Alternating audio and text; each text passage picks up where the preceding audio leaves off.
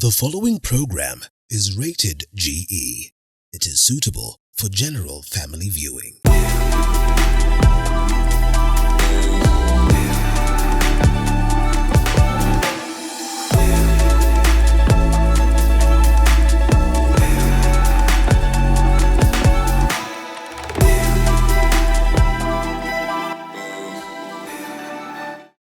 Ladies and gentlemen, boys and girls, welcome to another episode of Tech 47, where keeping up with tech is made simple. I am David Ochola and we're here at the Kenya Flying Labs because we are talking about drones and robotics. That only means one thing: this show will be fun and exciting. You want to stick around for this one. This is Tech 47. Good evening. Hi, how are you? I'm very well, thank you. Karibu sana to the show. Asante. Tell me who you are and what you do. My name is Cleopa Otieno, CEO of Kenya Flying Labs. At Kenya Flying Labs, we work with drones for social good. And by this I mean we are more angled towards humanitarian applications of drones.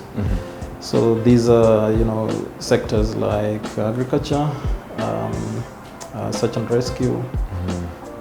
There's a lot of use cases we're involved in around ecological restoration, which is basically trying to rejuvenate our environment, but constantly looking at ways through which you can use this technology to address those needs in the environmental sector. We have programs around STEM, basically trying to introduce this technology to young people so that they grow with awareness. They make career decisions based on practice because they've been introduced to this technology, and this technology allows them to view the world differently. They're able to see other careers that they wouldn't have ordinarily seen if they were not involved in STEM programs. Other than that, I think we're generally just passionate about robotics in general. Okay. And I like the way you've already kind of outlined the rest of the whole show. So I'd like you to give me a brief history of Kenya Flying Labs. How long have you guys been here, and what you've been involved in the time that you guys have been here? Thank you. So Kenya Flying Labs officially was registered in 2020, but that was just the formalization of the organization. However, we started out back in 2017, and it was out of interest in drones in general, and the benefits that we thought it would bring to Kenya. So we started talking to our partners in Switzerland called robotics, which is, I would call, the mother organization of all flying labs. Currently we have about 30 or more flying labs around the world. Okay. Closer home we have a flying lab in Uganda, we have one in Tanzania, there's one in South Africa, and other countries as well. So back in 2017, there were a lot of challenges with drone use in Kenya. They were actually prohibited because there was no framework and no regulation to allow their use. And so we used that time between 2017 and 2020 to basically learn the ropes. It being a new technology, we needed to build a team and have people who are able then to fly and collect and analyze data for different purposes. So through partnership with robotics, we've been able to train a team, and by the time we got to register KFL, we were all set and ready. Regulations were also in place, so it's made our work easy to do the work that we do. When answering the first question, the conversation about what you guys do, you talked about solving problems for communities, So what are some of these projects that you've been involved in? One interesting project is around ecological rehabilitation that we did in partnership with World Vision Kenya, and this happened in Tana River. So what we went to support there was to do mapping of community land that had been infested by a weed called madenge. And the madenge is very invasive. If it grows in one area, it's able to spread, like wildfire, and it covers the entire place. So this is these are pastoralists. So they get their livelihoods from these lands, and because of this weed, the livelihood was gone. So World Vision came in to clear the land, and we came in to do mapping to see the extent, but also to create maps that would help us do the reseeding, basically dropping seed balls, which seed balls are balls with seeds that have nutrients that when they're dropped over time, when the conditions are right, they're able to germinate. This is being done by an innovative company called Seed Balls Kenya.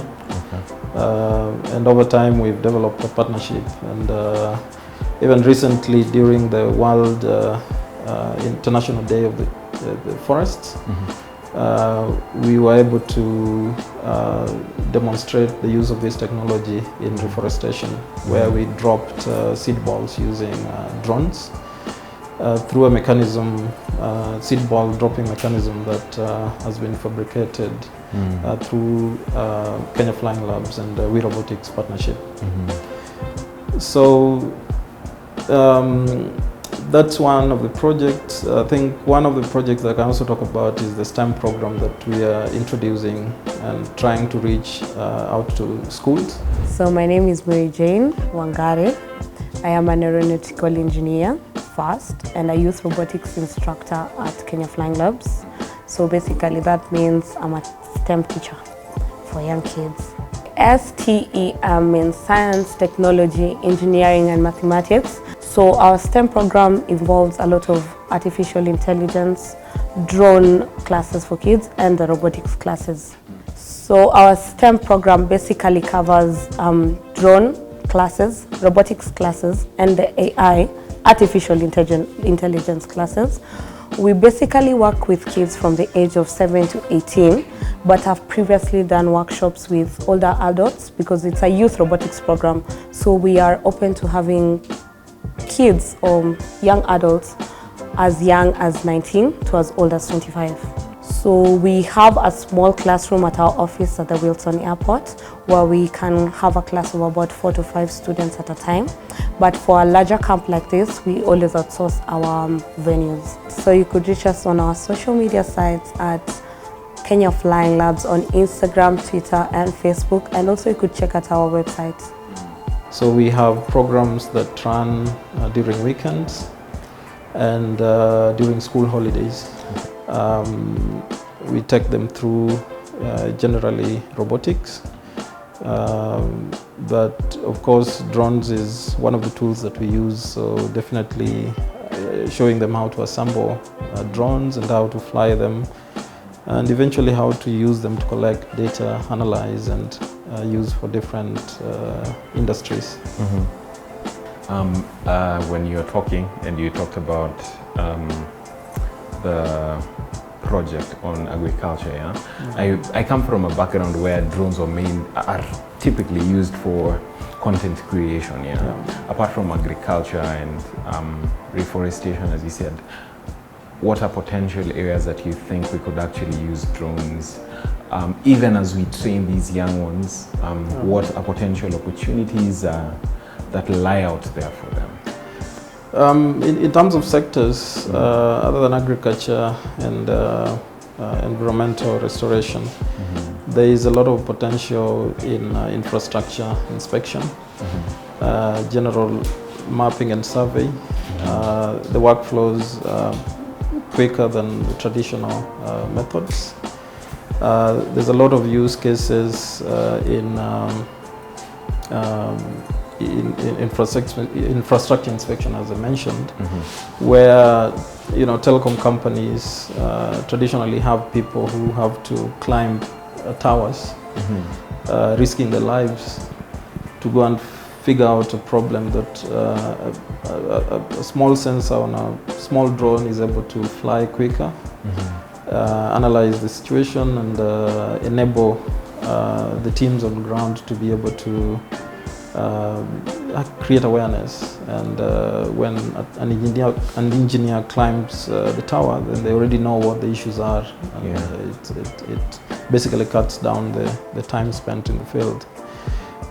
There's a use case in search and rescue where there's a disaster, and we need to have awareness of the extent. If a disaster like flooding, it's quicker to fly a drone and rapidly create a map that is able to be analyzed to identify hotspots or people who need rescue before you actually send rescuers to the ground to those particular places, because these maps geotagged, so you're able to pinpoint the location up to a centimeter level accuracy. So you'll definitely be finding the position on the ground as much as the drone flew from above. Other than those, I think it's for us, the people in the industry, to find creative ways of using this technology to improve lives. I've seen a lot of use cases and interest around medical deliveries.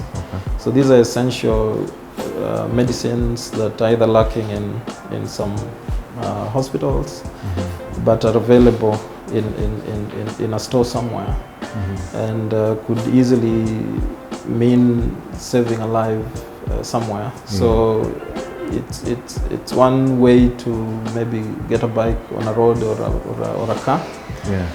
But drones, because they fly in a straight line to that location, are able to deliver this much quicker than any other means would do. So the use cases are many. We possibly can't exhaust them here. But I think this gives you a picture of what this technology is able to achieve in Kenya and the rest of the world. I actually think many a times when I've had conversations with people who are involved in tech, I actually find that tech is actually going to be a solution to many challenges that we are facing right now. And it would be interesting to see how far we can apply drones, or flying drones, for example, and even robotics in Kenya. Ladies and gentlemen, don't touch that remote control, because after the break we'll be highlighting some of the drones that they fly right here at Kenya Flying Labs. Stick around for this one.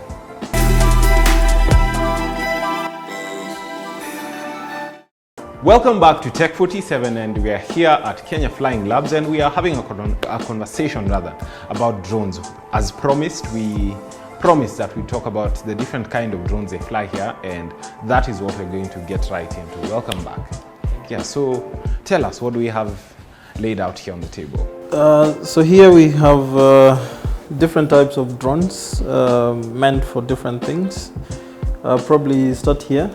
So out there, you probably seen this. This is from DJI, one of the leading drone manufacturers in the world. This is a quadcopter. It's called a Phantom 4 Pro, and could be used for different things. Mapping, could be used for filming, among other things. There's also this. This is very interesting because it's a small quadcopter as well from DJI, but it has a thermal sensor on it, so it's able to do various applications like search and rescue. It's able to do inspection of solar farms, for instance, power lines, etc. Moving on, this right here is a fixed wing drone. This is able to be on the air for about 90 minutes straight. It's able then to help you do large-scale mapping. It's from a company called SenseFly. So we use this mostly for large-scale mapping. It comes with different sensors. You're able to attach different sensors to it. Currently it has a mapping sensor, which is just an RGB camera, wide angle, with a wide angle view. But it also has this other sensor, multispectral sensor for collecting agricultural data. We have some smaller drones as well that are not displayed here, but most of them are just between the quadcopters and the fixed wing. So the fixed wing for us is a great addition because we're able to fly longer. You're able to cover large areas than you could ever do with the quadcopters. Why is that the case? Like, why does this have a longer flight? So usually if you have a drone that has rotors, it's definitely consuming more energy. As you can see, this one only has one here. And once it takes off, it transitions into a fixed wing mode where it's no longer using this much, but it's just floating and moving in the path that it has been assigned to, for instance, if it's mapping. So the main difference is just the fact that this one uses purely the rotors, and it has 4 of them. Is it by any chance easier to fly? Or is it more complicated? But needs much more training than quadcopter because you're not using any remote control on this. Basically, for you to launch this, you have to power it on, and then you shake it 3 times, hold it against your body like this, and once it's ready and you have a green light, you're then able to just launch it. How is it supposed to land? So it glides on the base, on this base. So yeah, over time you could have some damages on the edges, but that is expected. So when landing, you must choose a good spot to land it. You don't want to be landing in a stony area or a place with thickets, because then you can damage the camera which is beneath it. But there are also other types of drones which we don't have here, which is basically this fixed wing but with rotors. So it's able to take off vertically and land from the same position, just like the way this one does. So it then converts this. It picks some of the best features from this and combines it on the fixed wing.